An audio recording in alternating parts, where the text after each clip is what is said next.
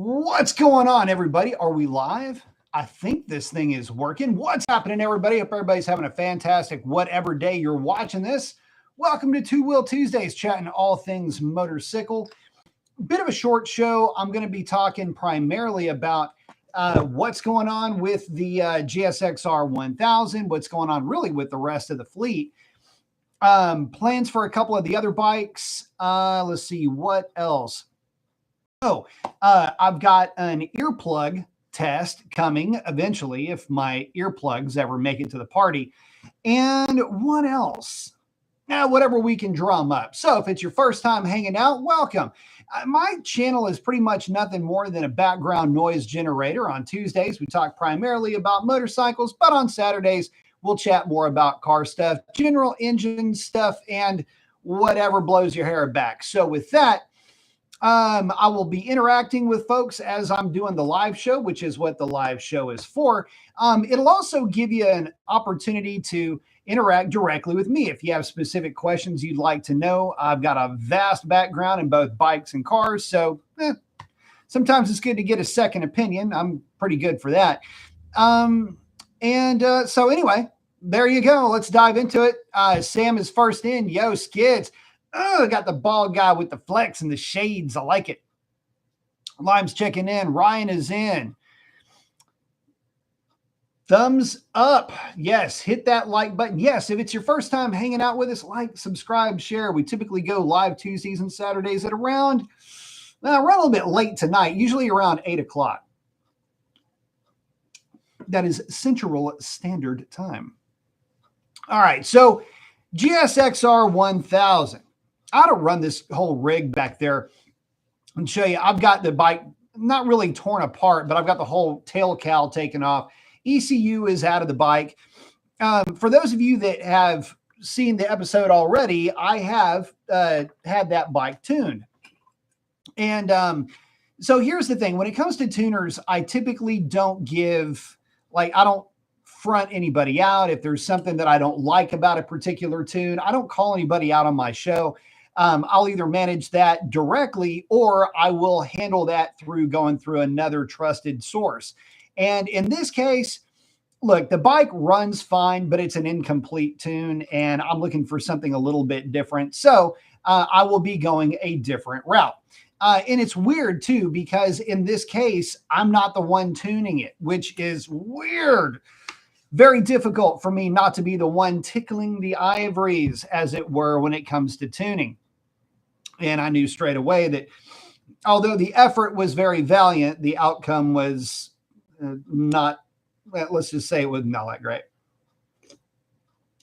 A few things I personally would and will be doing differently with that tune. So the bike is going to get retuned, but it is also going to get re-geared. And after what the dyno did to my tire, it's going to need a new rear tire. Looks like the bike might not have been all the way centered on the roller. The fun that I had. So anyway, and by the way, yes, I did lose that footage because at one point I was very eager to post the footage. But anyway, as fate would deem otherwise, I ended up losing the footage. That's fine though. But the bike is going to get re-geared. I will say this, just simply unrestricting that bike has made it more fun to ride in general. It's a lot more predictable. The throttle input as you're rolling through the transition of, say, slack throttle to maybe 3/4 throttle, you've got the bike on the side of the tire. You're looking through your apex, rolling through the range of the throttle. And, well, in that respect, it's better. It's more linear, and that's really one of the main things that I wanted to get sorted out on the bike. There's a flat spot in the throttle with a lot of these modern motorcycles. And the problem with that is that you can be in the middle of really anything. You can be on very aggressive. Again, like I was saying, on the side of the tire, you can just be cruising around on the street. And you go to roll into the throttle slightly, and there'll be this flat spot where you know you're giving it more throttle. It just doesn't seem like you're giving it as the bike isn't getting as much throttle as what you're giving it. And so when that takes place, you get this weird disconnect feeling. The guys with electronic throttles have this way worse than the secondary throttle guys, but it's still definitely there. The only real difference here, though, is that the true ETC bikes, the true electronic throttle bikes, in other words, ride by wire, those you almost have to make them overly aggressive so that you get some semblance of feeling. At least that's been my experience. And when I tuned my Bonneville, I kind of creeped into that. I creeped up to my throttle settings to where now it's a flat, straight line. There is no like dips or curves. You're not creeping into the throttle, nothing like that. It's a pretty aggressive throttle map, and it feels a lot more natural. Although there's nothing that beats the feeling of a true cable throttle, all things considered. But the bike is going to have to get re-geared. This is where I was going with next. The fact that it has been de-restricted, regardless of if the fuel trims are where they need to be or not, or whatever else is going is where it needs to be, the bike is a lot more lively when you get over, say, 12,000 RPM. Really, 10 to 11,000 RPM, the bike kind of goes a little bit Jekyll to Hyde, if you will. And that's where things get interesting. So this is where, when you're on the throttle, fourth gear needs to be chilled out just a little bit, because it'll start to float the front tire in fourth, and it will do it under partial throttle. And although it's fun, it does make fifth gear a little bit more lively, but it makes fourth gear a little bit much. And where I ride, a lot of the time that I would spend in fourth gear would absolutely be with that bike at an angle and pouring the cold to it. In that respect, you don't really hammer on it when you're in that position anyway, but it'd be good if it was just somewhat mitigated. So it's going to get a 44 tooth ultralight steel sprocket. So we're just going to replace the factory. That's going to move the rear tire back about 2 or 3 millimeters, which is fine. And in the meantime, the R11 is going to come off that's the tire. The R11 is going to come off, and it's probably going to get an S23 rear tire. I love the S22s. And yeah, so I'm probably going to say yes to another set of S somethings. Although, man, I got to tell you, the R11 is also really, really good. So it's just that to get to where I like to ride is about an hour away, and that R11 is a little bit on the soft side, admittedly, even though it's a dual compound. So I need something that's going to be a little bit more friendly on the highway. So, and by the way, at some point, this bike is going to go on a dyno, so I can get you actual, hey, here's the bike on a dyno footage. On a dyno jet, it's going to be around 180 to the rear tire, which is lively. Now, keep in mind, the bike still has catalytic converters, still has the factory pipe, still has all the flappers installed.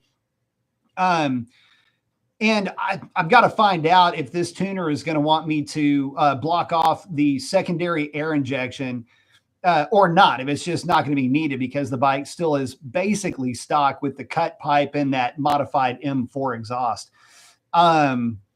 So, but anyway, it's going to be somewhere in that 180-ish horsepower range. And if it's not, it's going to eventually get there as the bike breaks in. I've been a little bit shy with the break-in on this bike, and I've been aggressive with oil changes. And although that's a good thing, on the front end, you do kind of need to let this thing wear in. And I know that, but I was just being a little bit anal. But yeah, this bike, once I get a chance to run it and run it regularly, it'll start breaking in. But yeah, the number is around 180 to the rear tire, which translates to right at 200 horsepower at the flywheel. So crazy amount of power. And, but man, is this bike so much fun to ride. And so that's the other side that I wanted to get to, is updates on suspension setup with the GSX-R 1000. So I've got my whiteboard right behind me. What I've done is I've bumped up I've actually made a little bit less aggressive, the high-speed dampening, the low-speed dampening, and the rebound out back. I took another 8th turn out, just trying to get it to settle down a little bit, especially with the high-speed compression. Now, that high speed doesn't mean going fast.